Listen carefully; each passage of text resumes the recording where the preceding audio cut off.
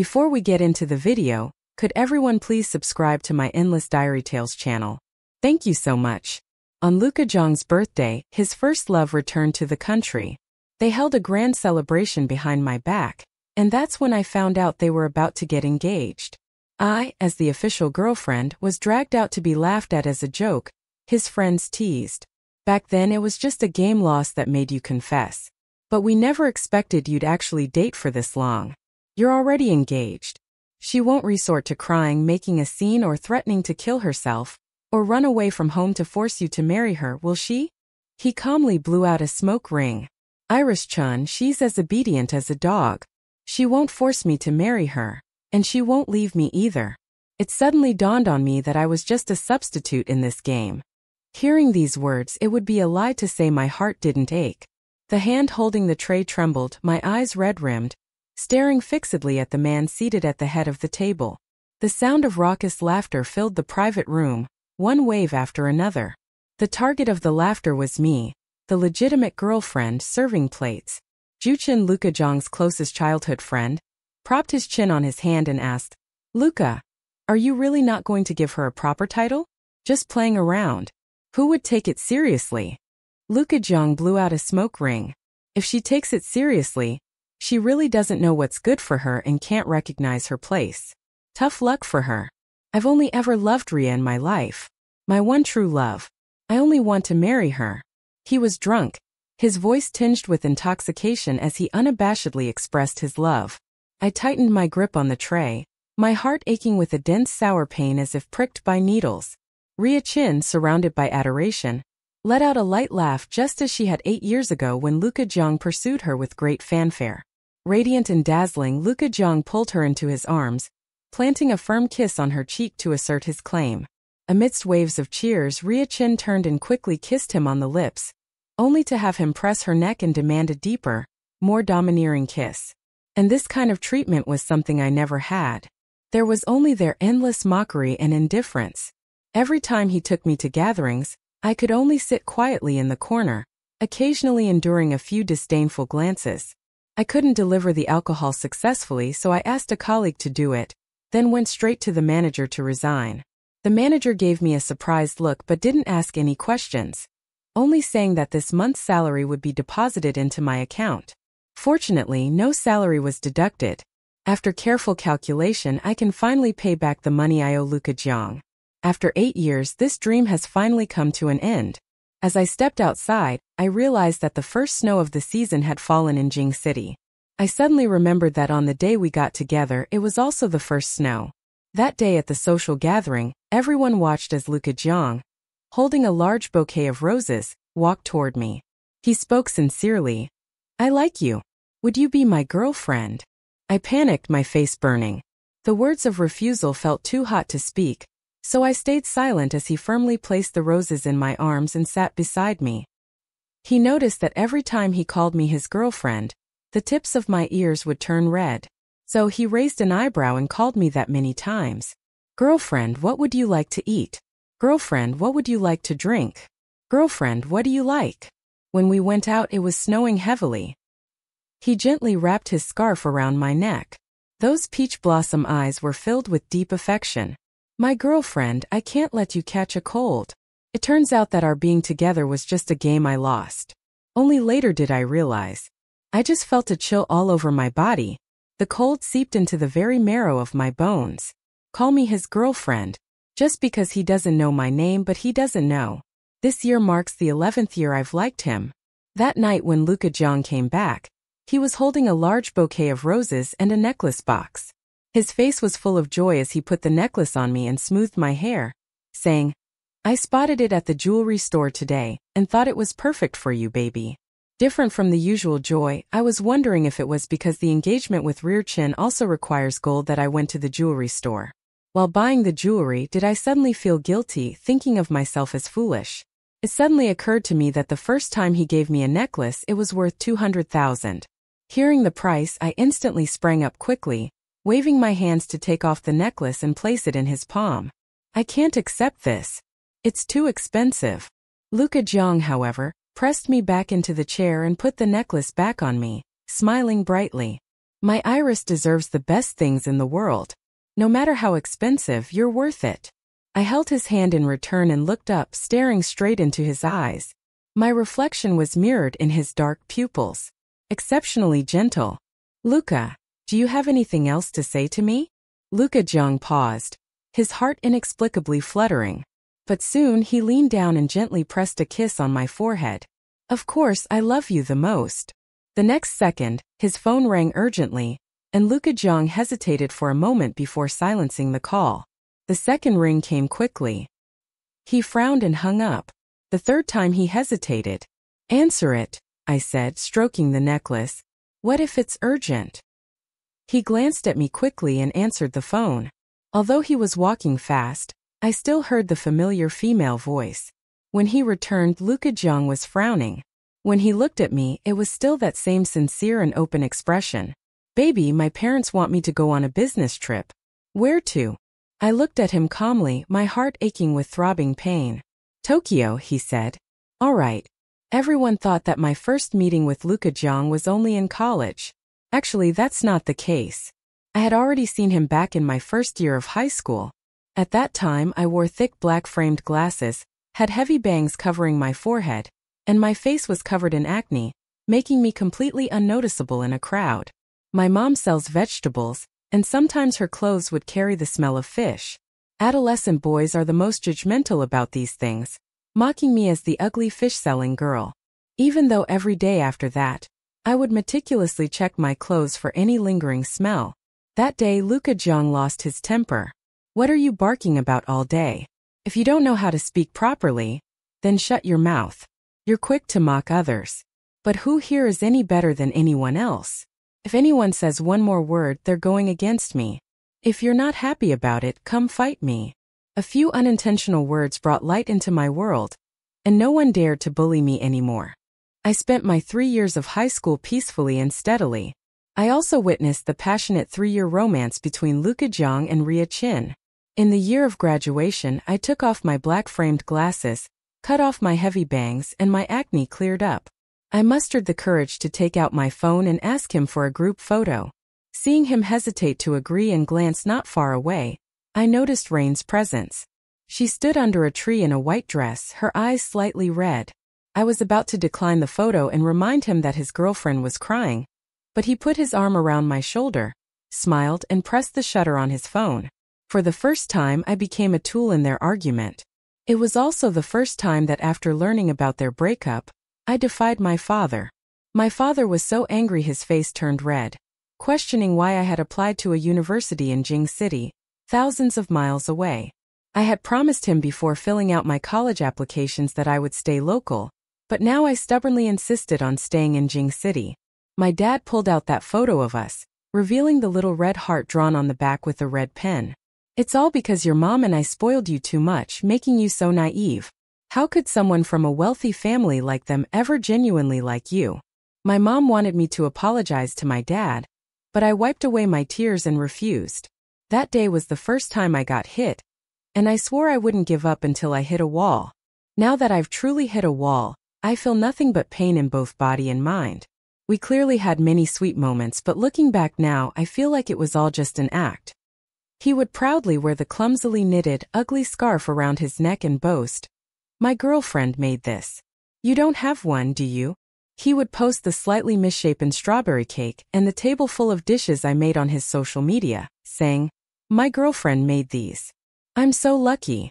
He would use childish couple profile pictures with me, wear a black hair tie on his wrist, walk with me on campus holding my hand tightly, and when someone asked for my WeChat, he would pull me close to declare his claim. His life was imprinted with my presence. Luca Jung is wealthy. He lacks nothing. All I could give him was my whole heart and love without holding back. In my sophomore year, my dad was diagnosed with cancer. That kind, gentle old man's health deteriorated rapidly, and he soon lay lifeless in a hospital bed. My mom and I were at our wits' end.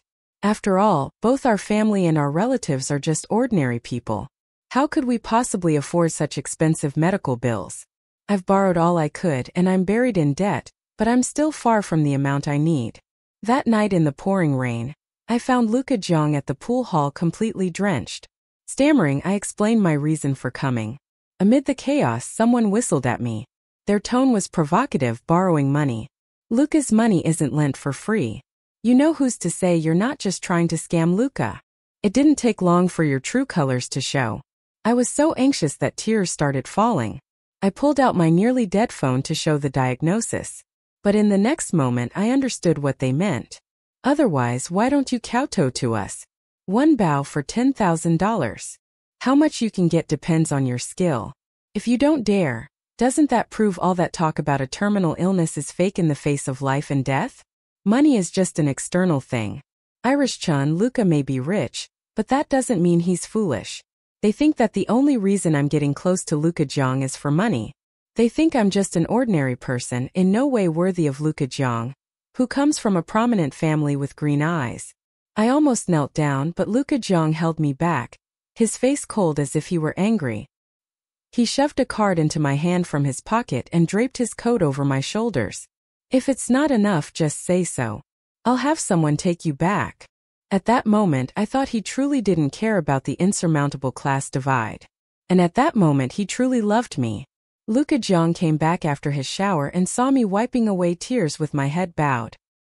He panicked in an instant and quickly wiped my tears with his fingertips. Why are you crying? Who bullied you? Or are you feeling unwell? I'll take you to the hospital right now. His voice was tense, afraid that I might leave him the next second. Right now, his heart and eyes are filled with nothing but urgency. It's as if over the past 8 years, the love between us has never faded.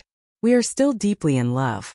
I don't know why he can still act so deeply in love flawlessly when he clearly still has feelings for Rikin in his heart. Why can he say without any burden that I'm like an obedient dog who won't leave him? Is it just because he takes advantage of my love for him? My whole body turned cold and I could barely catch my breath, clutching tightly onto the collar of his pajamas. He quickly patted my back to help me breathe, watching me cry until I was choked up and unable to speak. Luca Jiang finally noticed something was off with me and cautiously asked, "Are you upset because I'm going on a business trip?" I didn't answer. And he anxiously pulled out his phone saying, "I'll tell them I'm not going right now, baby. Don't cry. I won't go." I held his hand, hugged him and sobbed. "No, it's not because you're going on a business trip. It's because after all these years, I still can't warm your heart. All these years I've been waiting for you to turn back. Waiting for you to sincerely say you love me, waiting for you to like me just as you once liked Rikin. But 8 years have passed, and I'm still just a substitute in this game." That night I held him and cried, freely venting my emotions.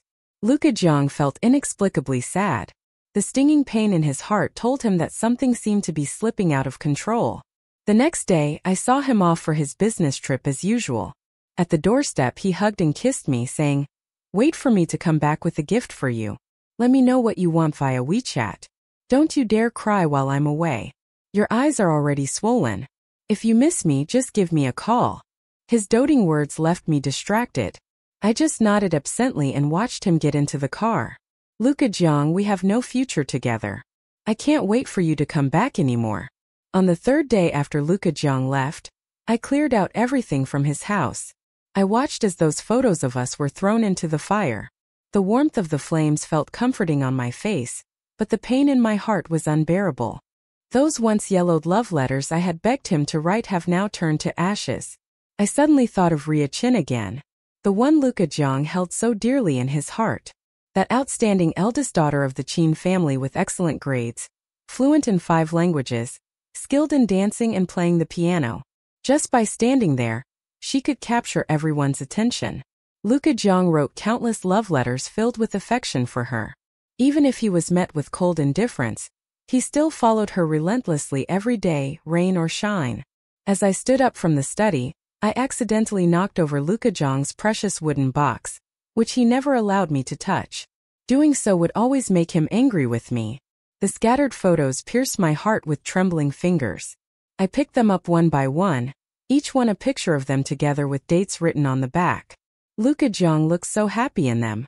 A thick stack of plane tickets told the story of their silent longing. No wonder he always makes it a point to go abroad once a year without fail. Even if he has plans with me on those days, he'll reschedule without hesitation to go overseas. I used to joke that there must be a beautiful woman abroad who's captured his heart. And now it seems it's true. It must be tough for him. After meeting with Ria Chin, he has to rush back to see me right away. It suddenly occurred to me that I had once added Ria Chin on a secondary account, and as if guided by some strange impulse, I curled up on the sofa and clicked to open it. The latest location is in New York, and in the photo, she is holding hands with Luka Jiang with the caption, "With him." I am certain it's Luka Jiang because the wrist of the guy in the photo is still wearing the watch I gave him, a simple $200 watch. Nothing special to him. I opened Luka Jiang's social media feed again, scrolling through it and realized many posts about me were no longer visible. It seems he had set them to be visible only to me. He never once mentions Ria Chin, yet every word is about her. That morning I was torturing myself by scrolling through their social media posts, crying uncontrollably. In the afternoon, I received an invitation from his mother. At the cafe, Mrs. Jiang, dressed elegantly and luxuriously, took a sip of her coffee after giving me a careful once-over. "How much to leave my son? You two are not a good match, and you won't be happy in the future." She got straight to the point. I lowered my gaze to look at that bank card. If it were in the past, I would have only felt insulted. In my youth, I would have loudly argued that love can overcome all difficulties. But now I am not 17 but 27. I let out a light laugh and pushed the bank card back. Fortunately, I had mustered enough courage before coming. I took out a bank card from my bag and pushed it over, saying, "Auntie, this is the money Luka Jiang lent me when my father was sick that year. I've now paid it back in full, including interest. Please pass it on to him for me. I know he's getting engaged. I wish him a happy marriage." Mother Jiang looked at me silently, sighed, and finally accepted the bank card before leaving. That night, Luka Jiang seemed to have a sixth sense and called me. He rambled on about annoying trivial matters, complaining about the company leadership's lack of empathy. While I stood by the window listening quietly and looking out at the heavy snow, I suddenly felt a whim and asked, "Does it snow a lot in New York?" Luka Jiang didn't catch on right away and said with a laugh, "It snows a lot. What about Beijing?" My heart gradually slowed its beating, and I let out a light chuckle. "Aren't you in Tokyo?" There was no response for a long time, only the sound of hurried breathing. Luka Jiang seemed anxious. "No, Iris, listen to me. Let's break up, Luka Jiang." I interrupted him. "I don't like you anymore."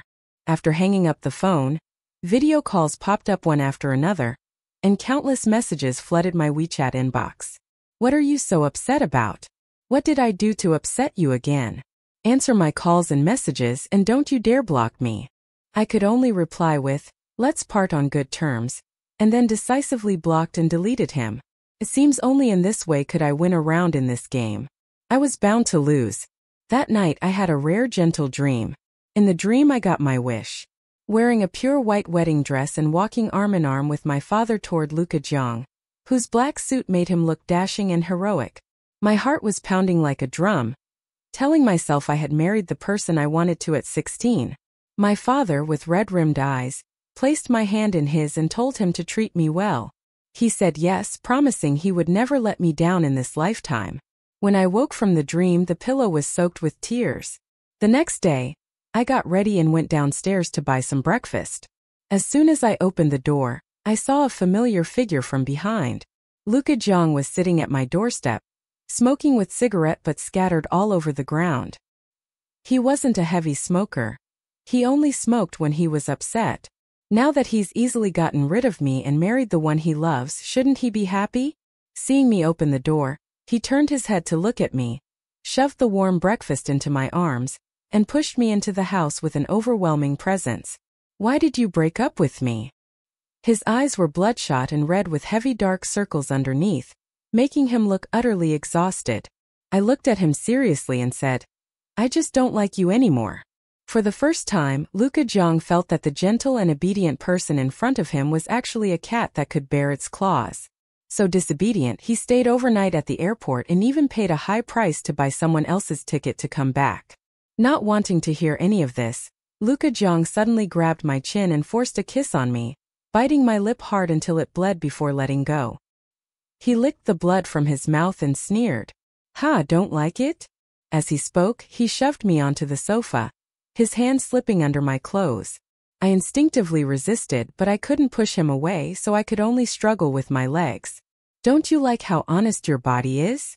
He was blatantly humiliating me, his fingers caressing my skin, sending a chill through me. Luka Jong, get away from me. My tears mixed with waves of heartache fell straight down. In an instant he sobered up and pulled away immediately. I'm sorry. Luka Jong, I don't like you anymore. I told him, enunciating each word clearly. You can't take advantage of the fact that I once liked you so much to bully me. It's laughable to say, but these words really felt weak and powerless. Of course he could treat me this way. He never loved me from the beginning to the end for 11 years. It was only my one-sided infatuation, offering him my whole heart, enduring all the pain, yet still feeling it was sweet. This grand unrequited love was nothing but my own inner turmoil. Luka Jong took a step back, his voice softening. Baby, you can't treat me like this. It's not fair. He instinctively reached for a cigarette to smoke, but ultimately put it down. I never expected that when I chose to leave, he would come after me without hesitation. Luka Jong laughed in frustration when he saw I wasn't responding. He tossed his cigarette and crushed it under his foot. Irish-chan, why do you want to be together when it suits you and break up when it doesn't? Aren't you getting engaged? Because I'm obedient and won't pressure you into marriage, because I love you so much I can't help myself. I stared straight at him and asked, so I'll never leave you, willingly degrade myself, and give up my dignity to be your mistress. Is that it? Luka Jong was instantly flustered, his hand hovering in midair as if wanting to touch me, but then pulling back. His voice was dry. How did you know? Who's been gossiping in front of you? He snapped, reaching out to grab my hand. Listen to me. I stood still, waiting to hear his explanation. But he hesitated and didn't say much after all. Since the engagement is now a fact, Ria and I are just first love, the one that got away, I said with a bitter smile. I've always known, so I've always cared. Luka Jong pursed his lips, grabbed my arm and said, I cannot marry her. We're just like friends now, so friends can kiss. So if you don't marry her, you want to marry this obedient dog of yours. And then coax your first love. I don't know when Luka Jong became so rotten. He stared at me intensely, but I shifted my gaze to the ring on his ring finger. A plain band engraved with JQ. I've pestered him countless times to buy a ring, and he always said it wasn't the right time. Seeing me staring intently at the ring, he quickly took it off. My mom gave this to me. That's why I was wearing it. No, I didn't mean to say that about you. I was really drunk and just talking nonsense at the time. I've never thought of you that way. I just think you're too well behaved. My feelings for Rain are just friendly now. Our families have been close for generations, and because we dated, there was talk of an arranged marriage. Can you just wait for me a little longer? He looked at me pleadingly. I will definitely handle this properly. I want to marry you. He always does this, wavering between me and Ria Chin. If it were just a feeling between friends, he could have refused the marriage for me from the start. And he could have introduced me to his mother, but he didn't. He is cowardly and selfish. Does falling in love with me make you feel ashamed? I asked. Luka Jong rarely lowered his head, not daring to look at me. Amid the standoff, Ria Chin called, Luka, why aren't you at the pool hall? I just made soup for you. And when you weren't home, I thought you were hanging out at the pool hall again. What are you all doing? Luka Jong's voice instantly tensed. What's wrong? He never used to care about what I was doing or where I was, even if I got hurt. To him, it was just a casual remark like, go to the hospital. A few people have been bothering me. Luka, where are you? Ria Chin's voice trembled with tears. Without a second thought, Luka Jong let go of my hand, comforting Ria Chin while sending a message to his friend. Before leaving, he turned back and said, don't be upset. I'll explain everything when I get back. Trembling, I clutched the hem of my clothes and asked, are you really leaving?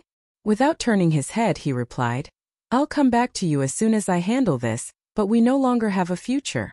Once again, he left me behind for Ria Chin as the year was coming to an end. I took my annual leave and went home early. After my mother finished offering incense to my father, she glanced at me while arranging the offerings. Did you break up? I've been dreaming about your father these past few days. He said our sweet girl was being mistreated. I listlessly grunted in agreement, munching on potato chips. My mom walked over to me, held my hand and sighed. When it comes to marriage, you can't have both love and compatibility. Back then, my mom married my dad not because she loved him, but because my grandfather said it was a suitable match. But all these years, my dad has indeed doted on my mom, always giving in to her in both big and small household matters. My mom said, "If it's not a good fit, then let it be. Our little girl is so wonderful and deserves to be loved." Holding my mom, I hid my tears and couldn't help but act kiddishly, saying, "Well, if I don't meet the right one, I'll never get married. I'll just stay with you, Mom. You're all I have." After lying at home for so many days, I've come to understand I'm not Cinderella who can meet her Prince Charming at a ball. Someone Ria Chin can summon with just a crook of her finger. I couldn't even get a glance back or a sincere "I love you." After 11 years of my youth, I don't want such trash anymore.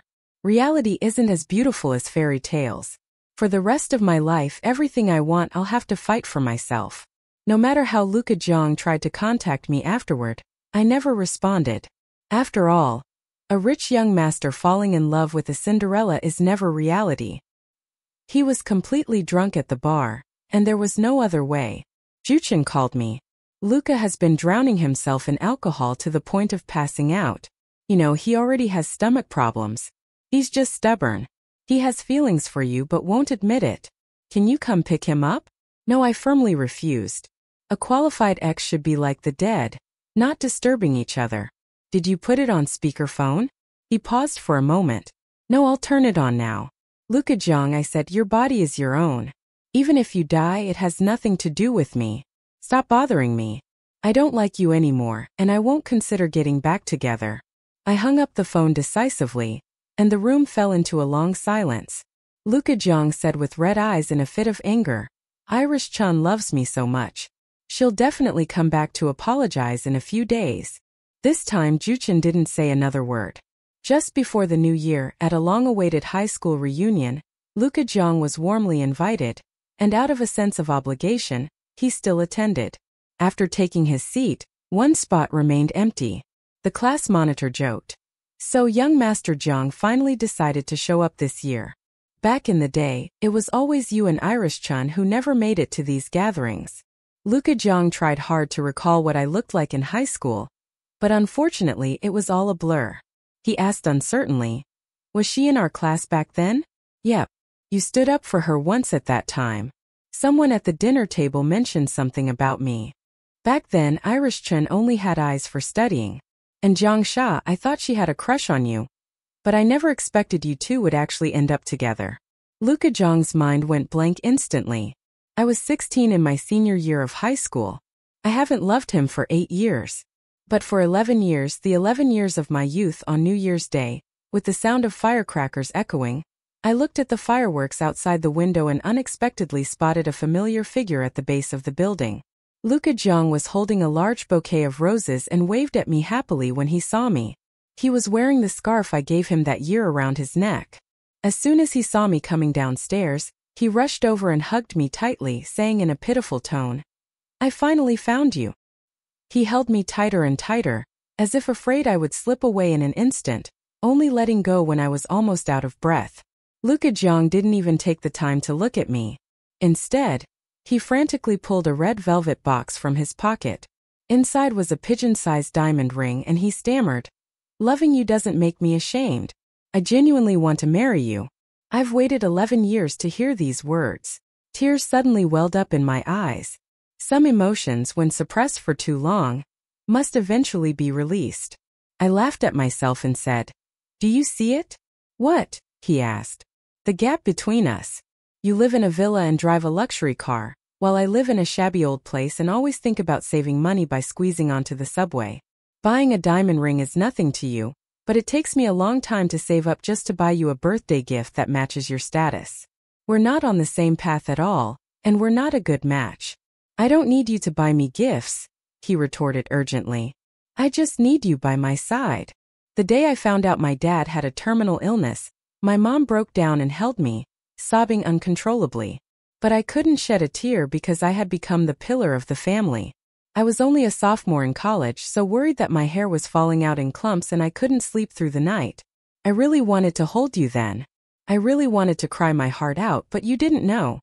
You were out racing cars with your friends, drinking recklessly at the bar.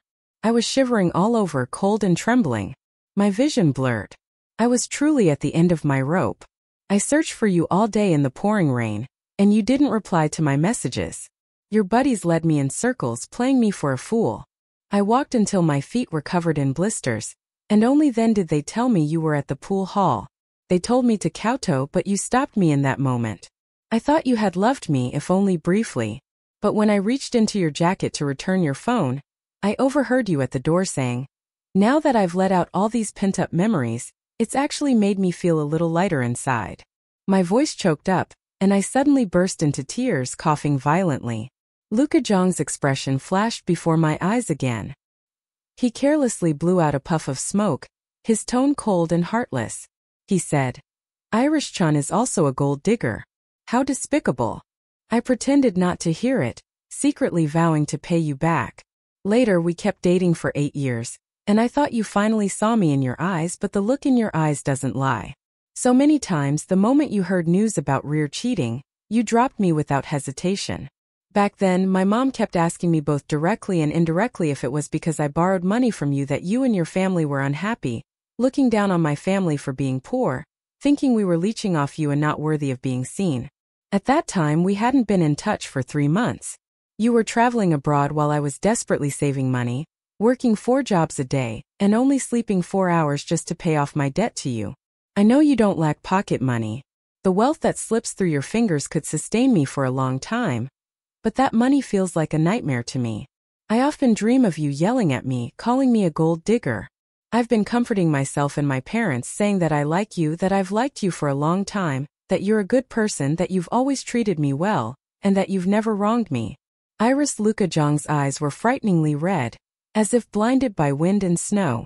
It took him a while to process what he had just heard. His body trembled uncontrollably as he broke down in despair and cried out, "I'm not. Stop talking. I never thought that. I didn't know. I really didn't know you were there." I saw his hand holding the ring box, trembling. I closed the ring box, the thing I had once dreamed of. I no longer wanted it. You said you wanted to marry me, and I waited so long.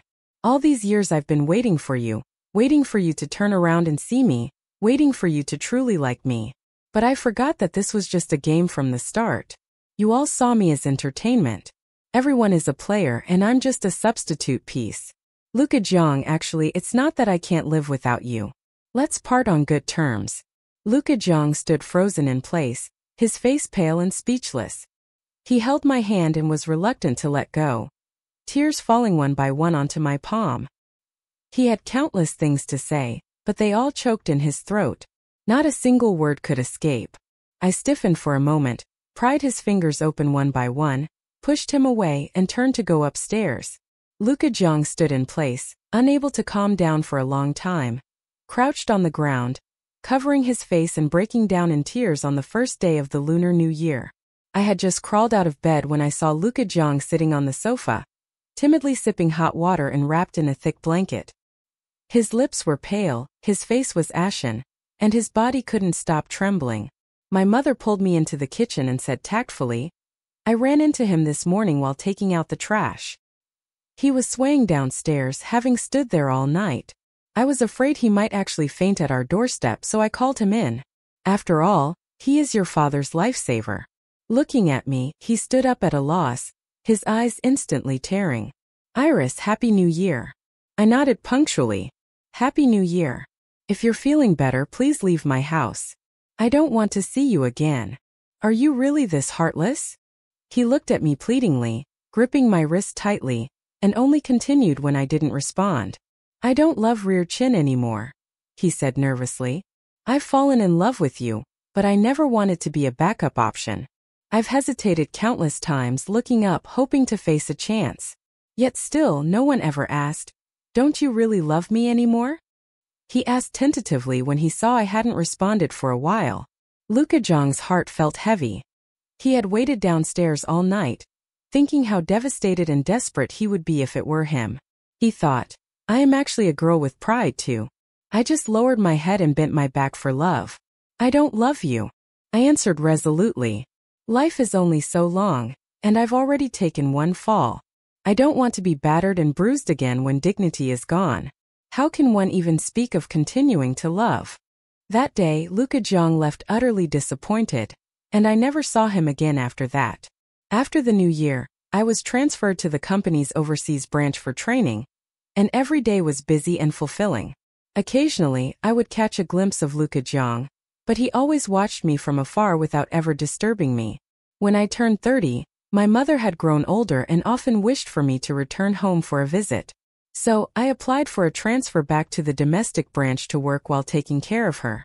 My mother always hoped I would find a good partner and urged me to go on blind dates, but I refused, citing that my career was not yet established. Later, I was promoted to general manager and met Luka Jong again when I went to the Jong Group for business. He was no longer the spoiled second-generation heir. He seemed to have matured a lot and had developed the Jong family into a thriving enterprise. Whenever he saw me, Luka Jong would always bring up the past, but all of that had long since become irrelevant to me. I said, the past is like smoke. And he said, okay. At the age of 35, I met my husband. He treats me very well, preparing little surprises for me every day. And his heart and eyes are full of me. On the eve of our wedding, I went alone to visit my father's grave. I poured him his favorite wine. Dad, I'm about to get married. It's not the one I liked when I was young. I met him at work. He and his family have been very good to me. And Mom, this time, I just wanted to have a little chat with you. Next time I'll bring him to see you. The leaves rustled as if responding to my words. On the wedding day, I spotted Luka Jong at a glance, sobbing uncontrollably, still a bit dazed, but I've already moved on with my life.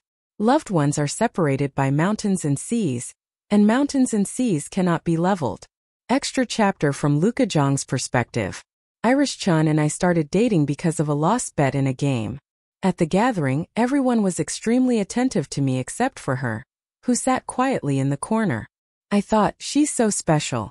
That's why I set my sights on her. I didn't expect her ears to turn red at the mention of the word girlfriend. It was so cute that I couldn't help but tease her.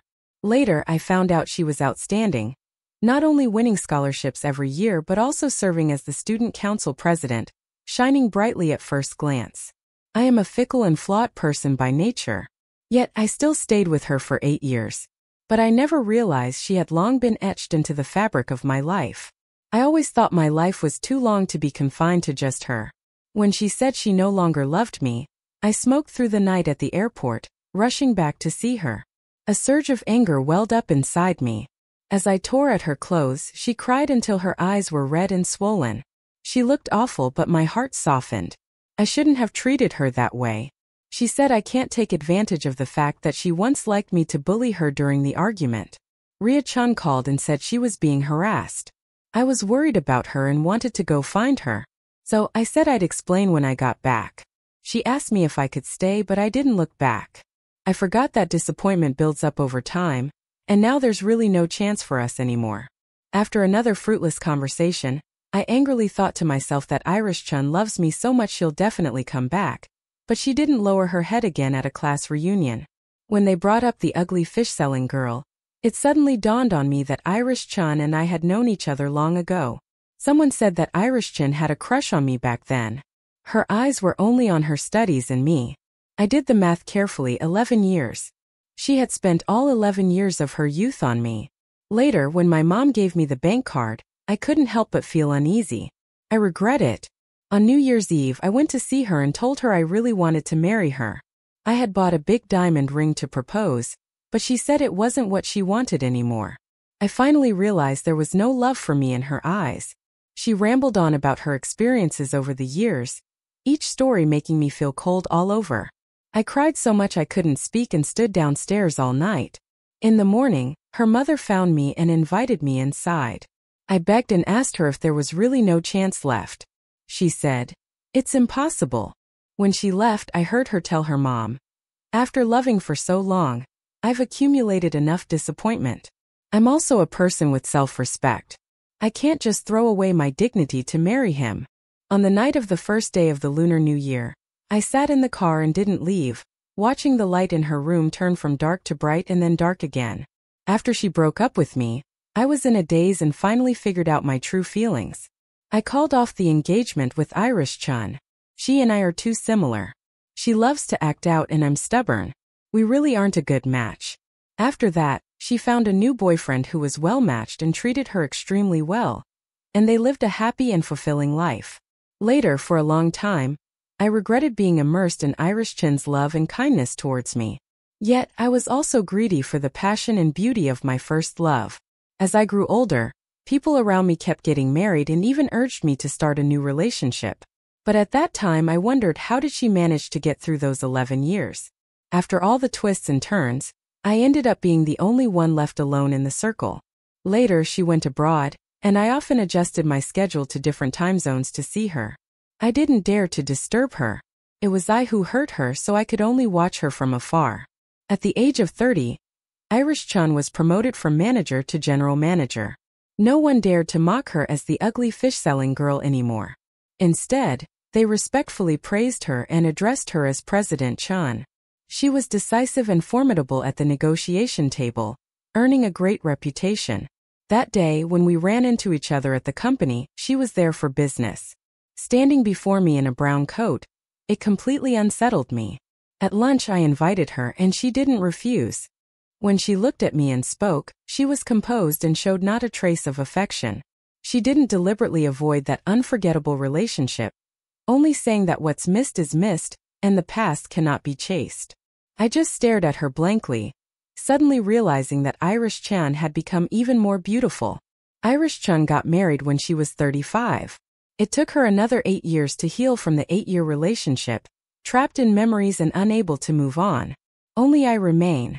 I had someone deliver an anonymous red envelope containing 10 million to her. I also found her mother and slipped her a bank card with 50 million. My eyes tearing as I said, "Auntie, her 19 years of youth shouldn't have been wasted on me. Consider me her brother. Sending her off on her wedding day, this is her dowry." Her mother repeatedly refused and tried to give it back, but I, lacking the courage, ran away selfishly. I thought since I've met her parents, the 60 million red envelope can be considered as a betrothal gift. In a way, I've already married her. She stood on the stage wearing a magnificent wedding dress and a white veil, radiant and dazzling. It reminded me of the saying online, "Loving someone is like nurturing a flower." Truly is real. Iris Chun is even more beautiful than the last time we met. I looked at her and tears streamed down my face.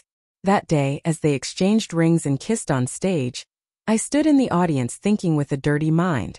If it weren't for those things, perhaps Iris Chun would have married me long ago. And by now she would have given me a lovely son and daughter, who would be walking and sweetly calling me daddy. How I wish I could rush onto the stage right now and stop the wedding, begging her to love me one more time, no matter how late it is. But I've lost the girl who once had her heart and eyes full of me. I didn't dare to watch her toasting with her husband, so I fled in panic. Tears gushed like a spring. I have completely lost Iris Chun, who loved me deeply. In this lifetime I have lost the one I loved dearly.